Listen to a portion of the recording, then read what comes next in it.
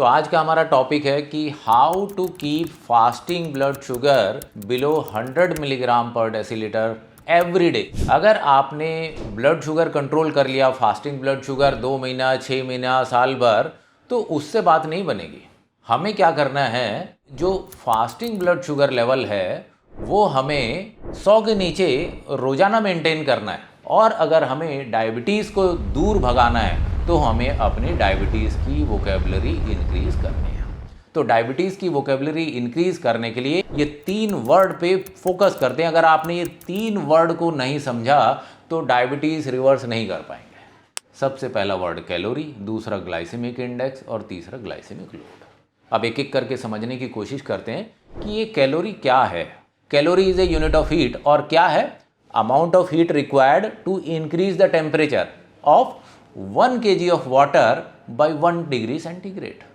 मतलब पानी को गर्म करने के लिए कितनी हीट की ज़रूरत है वो कैलोरी है। तो इसमें न्यूट्रिशन, हेल्थ, साइंस ये कहाँ से आ गया भाई साहब? ये तो फिजिक्स है, थर्मोडाइनमिक्स है। तो और हम सुनते हैं कम कैलोरी खाना है, ज़्यादा। अरे कैलोरी, पर calorie is a unit of heat. ये फूड की कैलोरी हम कैसे निकालते हैं? ये फूड कैलोरी मीटर होता है, इसको ऐसे साइड में आप देख रहे हैं। तो यहाँ आप देख रहे हैं ये फूड को जलाते हैं, फूड में आग लगा दी हमने और ऊपर पानी रख दिया। अब ये फूड के जलते जलते ये पानी का टेम्परेचर कितना बढ़ेगा, इससे हमें ये पता लगेगा कि इस फूड में कितनी कैलोरी है। अच्छा ठीक है जी, कैलोरी समझ में आ गई।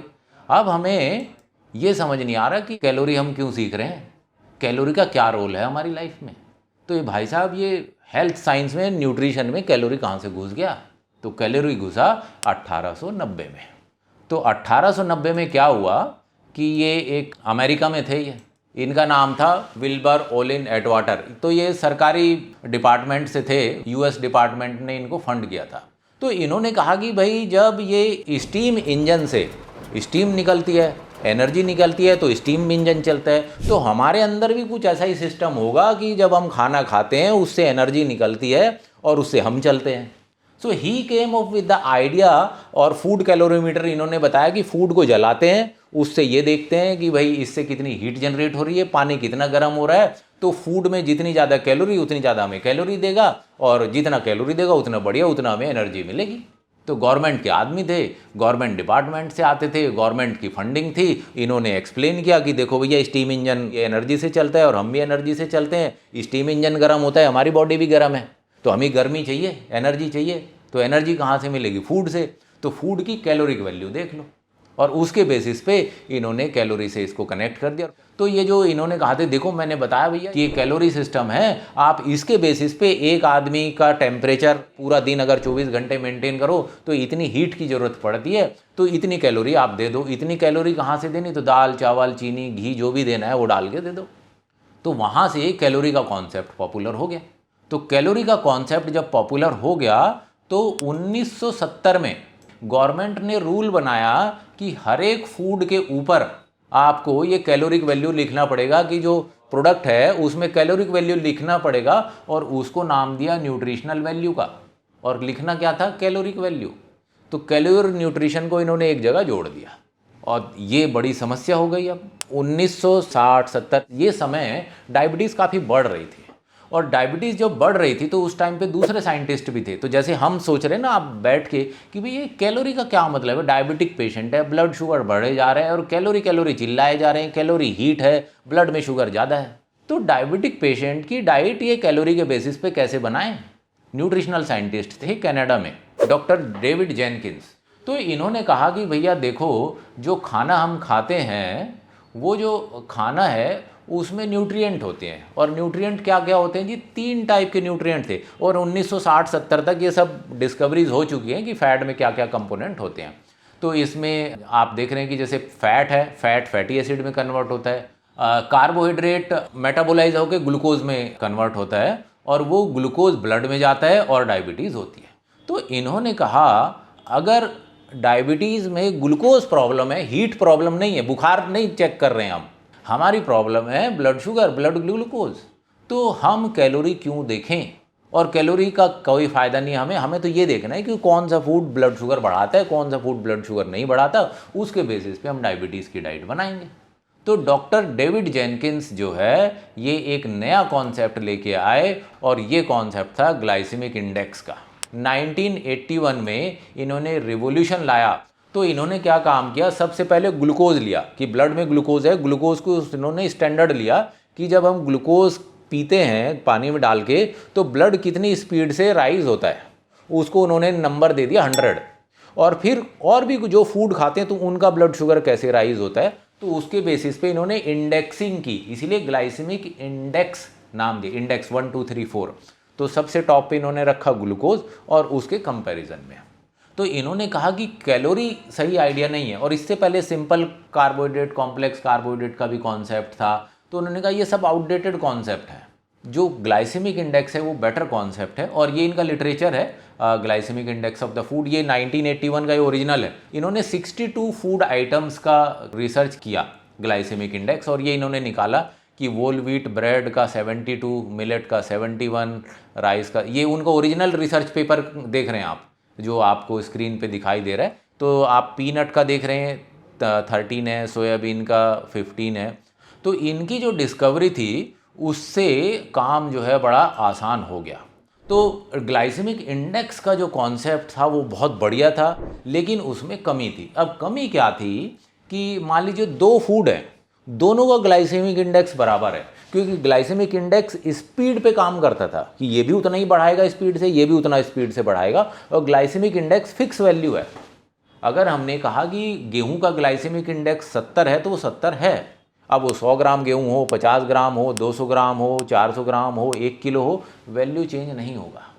तो इसमें लिमिटेशन क्या थी कि ग्लाइसेमिक इंडेक्स तो सेम है लेकिन ब्लड शुगर बराबर नहीं बढ़ाते, मतलब सेम ग्लाइसेमिक इंडेक्स वाली चीज़ें भी एक कम बढ़ा रहा है, एक ज़्यादा बढ़ा रहा है। तो ये प्रॉब्लम, तो ये तो प्रॉब्लम कैसा था इसको हम देखते हैं अभी। वाटरमेलन में 70 ग्लाइसेमिक इंडेक्स है और गेहूं के आटे का भी 70 ग्लाइसेमिक इंडेक्स है, लेकिन ये दोनों बराबर ब्लड शुगर नहीं बढ़ाते, क्योंकि कार्बोहाइड्रेट कंटेंट इसमें एकदम कम है। जब इसमें ग्लूकोज है ही नहीं तो बढ़ाएगा कहाँ से, इसमें बहुत ज़्यादा है तो ये ज़्यादा बढ़ाता है।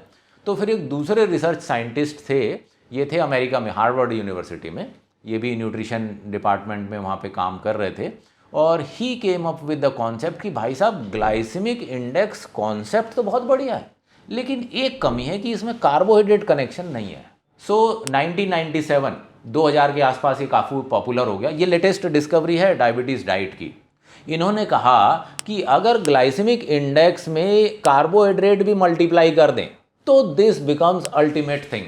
तो इन्होंने फार्मूला दिया कि glycemic index multiplied by total carbohydrate divide by 100, and ये बहुत ही अच्छे से हमें एक्सप्लेन कर देता है कि किसका जो ग्लाइसेमिक इंडेक्स है और किसका ग्लाइसेमिक लोड है, वो क्लैरिटी आ जाती है और ग्लाइसेमिक लोड से हमें पता लग जाता है। तो अब आप देखें, ये देखिए इसका ग्लाइसेमिक इंडेक्स 70 है और 3 इसका कार्बोहाइड्रेट है, तो 70 × 3 21, तो ये क्या हो जाएगा, ये देखिए 2.1, तो 2 आ गया ग्लाइसेमिक लोड। ऐसे ही व्हीट फ्लोर का ये 50 आ गया।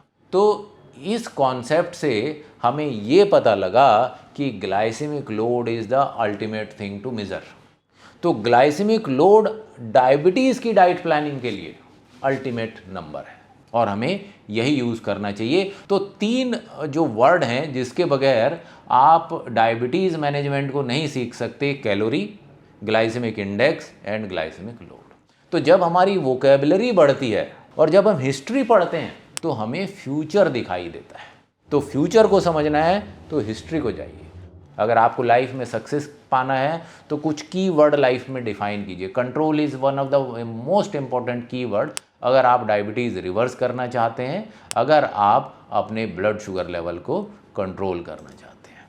तो ये हमने देखा कि ये ग्लाइसेमिक लोड का जो कॉन्सेप्ट है, इससे दूध का दूध और पानी का पानी हो जाता है। अब कैलोरी वाले कॉन्सेप्ट को देखिए, तो घी में माना जाता है कि भाई 900 कैलोरी, क्योंकि 1 ग्राम फैट में 9 कैलोरी होते, तो 100 ग्राम घी में 900 कैलोरी हो गई, और गेहूं के आटे में 370 कैलोरीज हो गई, किलो कैलोरीज।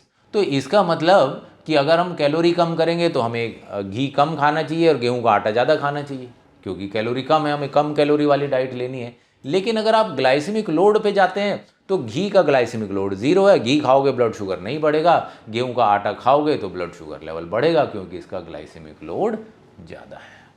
तो 3 कॉन्सेप्ट में से हमें ये समझने की ज़रूरत है कि the best word to control sugar is the glycemic load, not calories, not glycemic index. Glycemic load is the ultimate word if we want to control our fasting blood sugar level.